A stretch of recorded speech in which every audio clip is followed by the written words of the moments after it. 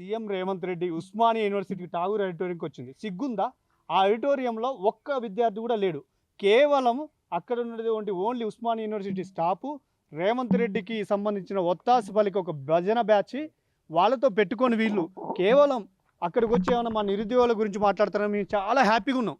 నిరుద్యోగుల గురించి ఉస్మానియా యూనివర్సిటీకి ఏమైనా నిధులు కేటాయిస్తారని మేము అనుకున్నాం.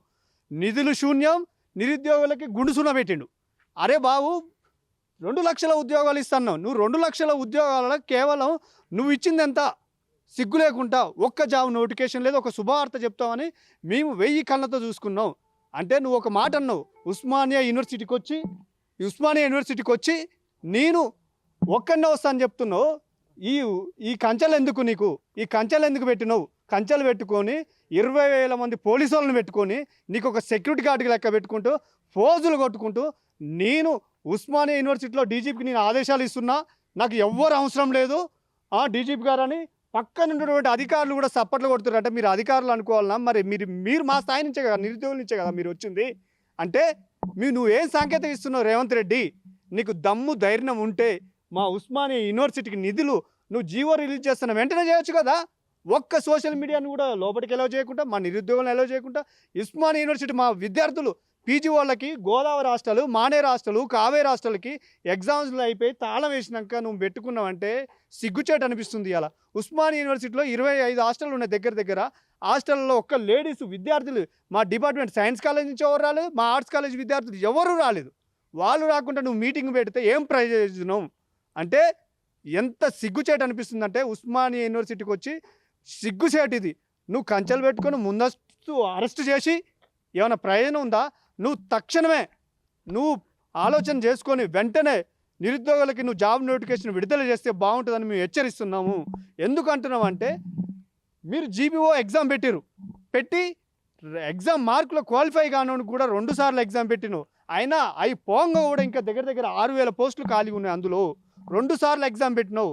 అయినా నువ్వు మళ్ళీ వాళ్ళకి ఎట్లా తీసుకోవాలనిపిస్తుంది? ఒక్కొక్క జీపీఓకి 3 గ్రామాలు అప్పచెప్తానంటున్నావు. ఇలా దేశానికి పట్టుకొమ్మలు గ్రామాలు, తెలంగాణకు కూడా గ్రామాలే పట్టుకొమ్మలు. అలాంటి గ్రామంలో అభివృద్ధి కావాలంటే కొత్త నిరుద్యోగులకి చాలా మేము అందరం సిద్ధంగా ఉన్నాం. మేము ఫోకస్ పెడితే అక్కడ ఉన్న గ్రామం అభివృద్ధి చెందుతుంది, అప్పుడు డెవలప్ అయింది. ఇలాంటి లంగా వచ్చి నువ్వు ఉస్మానియా యూనివర్సిటీని చెడగొట్టడం తప్ప ఇంకేం ప్రయోజనం లేదు. నువ్వు మళ్ళీ రా ఉస్మానియా యూనివర్సిటీకి. ఈసారి నువ్వు పోలీసు వాళ్ళందరూ వదిలిపెట్టిరా, చూద్దాం. మరే మీ స్వాగతం పలకాలే. మేము ఎప్పుడు స్వాగతం పలుకుతాం? ఈ రాష్ట్రంలో నోటిఫికేషన్ వచ్చి మా ఉస్మానియా యూనివర్సిటీలకు నిధులు కేటాయిస్తే మీ స్వాగతం పలుకుతాం. లేకపోతే ఖబర్దార్ మేము విధ్వంసం సృష్టిస్తామని కూడా హెచ్చరిస్తున్నాం.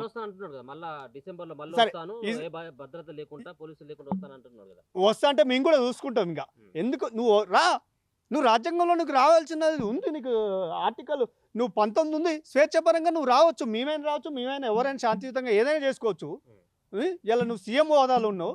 సీఎం హోదాలో వస్తే మీకు ఘనస్వాగతం పూలమాలతో గజమాలతో నీకు పోలీసు వాళ్ళు కూడా అవసరం అవుతుంది. ఉస్మానియా యూనివర్సిటీ ఎన్సీసీ గేట్ కాంచి మొదలు పెడితే నీకు యూనివర్సిటీ మొత్తం తీపిచ్చి తాగురేట్లో కూర్చోబెడతాం. ఇదంతా ఎప్పుడు మార్పు వస్తుంది? నువ్వు వెంటనే నోటిఫికేషన్ విడుదల చేయి. ఖాళీగా ఉన్నాయి, ఎస్ఐ కానిస్టేబుల్ ఖాళీగా ఉన్నాయి, ఫారెస్ట్ బీట్ ఆఫీసర్ ఖాళీగా ఉన్నాయి, జేఎల్ ఖాళీగా ఉన్నాయి, డిఎల్ ఖాళీగా ఉన్నాయి, ట్రాన్స్కో ఖాళీగా ఉన్నాయి, జెన్కో ఖాళీగా ఉన్నాయి, రకరకాల పోస్టులు ఖాళీగా ఉన్నాయి. నాకడ లిస్ట్ ఉంది. నీకు చేత కాకపోతే చెప్పు. ఏళ్ళ ఖాళీగా ఉన్నాయి, మేము ఇస్తాం. పవర్ సెక్టర్ దగ్గర 6-7 సంవత్సరాల నుంచి ఇంతవరకు నోటిఫికేషన్ లేదు. గ్రూప్ 1 లేదు, గ్రూప్ 2 లేదు, గ్రూప్ 3 లేదు, ఏది లేదు. దిక్కుమాలిన వ్యవస్థ నడుస్తుంది ఈ రాష్ట్రం. నువ్వు విద్యాశాఖ అసలు గందరగోళం అయింది పరిస్థితి. ఏమి ఇస్తున్నావు సంకేతం మాకు? ఈ విద్యార్థులకి నువ్వు శుభవార్త చెప్తే బాగుంటుంది. 1,00,000 లేదు, ఏం లేదు. సిగ్గుండాలే.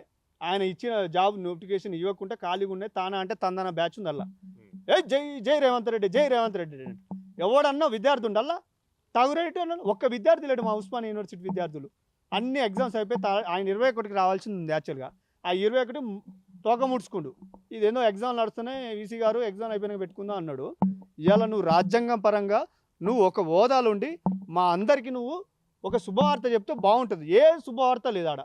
ఏదో డిసెంబర్ 9 నాకు కలిసి వచ్చింది అంటుంది. దేనికి కలిసి వచ్చింది నీకు? సోనియమ్మ గాంధీ బర్త్డే ఉంది డిసెంబర్ 9. ఆమె గురించి మాకు ఏమైనా అవసరం? మాకు ఎవరైతే శుభవార్త చెప్తే మేము గజమాలు వేసి ఎత్తుకొని తిరుగుతాం సీఎంని. ఏ ఒక్క అభివృద్ధి పని ఏ హాస్టల్ అది గతంలో టీఆర్ఎస్ పెట్టింది. తర్వాత వీళ్ళు కాంగ్రెస్ వాళ్ళు మళ్ళీ ఇప్పుడు వచ్చి ఓపెన్ చేసిండు. మా ఉస్మానియా యూనివర్సిటీలో లైబ్రరీలో నీళ్ళు లేని పరిస్థితి. అదేవిధంగా మా కాలేజీ హాస్టళ్లలో ట్యాంకర్లతో నీళ్ళు నింపుతున్నారు. మానేరు హాస్టల్లో ఇప్పుడు అదే పరిస్థితి ఉంది. గోదావరి హాస్టల్లో కూడా ఇప్పటికి నీళ్లు కావాలని ట్యాంకర్లు నింపుతున్నారు. బోర్లు కావాలి, బోర్లు లేపి ఫస్ట్. కావేరీ హాస్టల్లో రూములు సరిగా లేవు. ఏముంది అసలు? నువ్వు ఒక్క హాస్టల్లో అయినా నీకు సరి అయిన అవగాహన లేదు. మమ్మల్ని మాట్లాడుకునే స్వేచ్ఛ ఇవ్వట్లే. అంటే అరెస్టులు, కేసులు, భయాందోళన గురవుతున్నావు. ఇప్పుడు మీ విద్యార్థులు వచ్చి ముందుకు మాట్లాడాలంటే తీసుకుపోయి జైల్లో బండ పెడుతున్నారు మమ్మల్ని. ఇవన్నీ మేము తెగిస్తామే ఆ విద్యార్థులు. కేసులు అయితే అవుతుంది, ఉంటుంటాం, పీక్తాం. చేసేదేముంది? చేయరు, పోతే పోయింది. ఎంతోమంది వీరులు పోరాటం చేసిరు ఈ గడ్డ మీద. జార్జ్ రెడ్డి కానీ, మారోజు వీరన్న కానీ, సీఎంనే రాజీనామా చేయించిన చరిత్ర మారోజు వీరన్న. నేత్రమల్లి జనార్దన్ 94లో రాజీనామా చేయించిన గడ్డ ఇది. అలాంటి గడ్డలో మాలాంటి విద్యార్థి వీరులు పుడతాం. ఏం చేస్తారు మీరు? ఇవన్నీ మానుకుంటే రేవంత్ రెడ్డి బాగుంటుంది. శుభవార్త చెప్పు. రేపో ఎల్లుండో ఈ వీక్లో జీవో రిలీజ్ చేయి. దమ్ముంటే జీవో రిలీజ్ చేయి. నిరుద్యోగులకు శుభవార్త చెప్పు. ఈ నుంచి మొదలు పెట్టుకుంటే మేము అసెంబ్లీ దాకా వచ్చి నిన్ను ర్యాలీ తీసుకొని వచ్చి మా భుజాల మీద ఎత్తుకొని వచ్చి రాష్ట్రంలో తిప్పుతాం రేవంత్ రెడ్డి గారు. నువ్వు శుభవార్త చెప్తే బాగుంటుంది, లేకపోతే మాత్రం బాగోదు. మార్పులు రావాలని మేము కోరుకుంటున్నాం.